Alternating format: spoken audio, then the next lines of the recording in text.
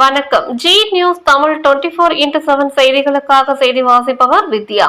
சிறுவாபுரி பாலசுப்ரமணிய சுவாமி திருக்கோவிலில் மகா கந்த சஷ்டி விழாவில் திருப்புகழ் சொற்பொழிவு நிகழ்ச்சி நடைபெற்றது. திருவள்ளூர் மாவட்டம் சோழவரம் ஒன்றியம் சின்னம்பேரி என்று அழைக்கப்படும் சிறுவாபுரி திருக்கோவிலில் மகா கந்த சஷ்டி விழா கடந்த புதன்கிழமை கொடியேற்றத்துடன் துவங்கியது. நேற்று 4ஆம் நாள் நிகழ்ச்சி நடைபெற்றது.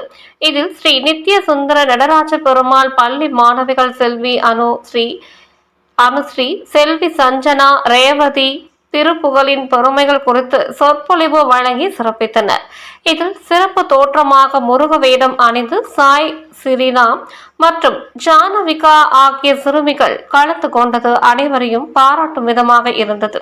இந்நிகழ்ச்சிக்கான ஏற்பாடுகளை நாட்டிய பள்ளியின் குரு ரேவதி வேப்பர் தலைமையில் மாணவிகளின் பெற்றோர்கள் அழகு சண்முகம், வீரலட்சுமி ஆகியோர் சிறப்பாக செய்திருந்தனர்.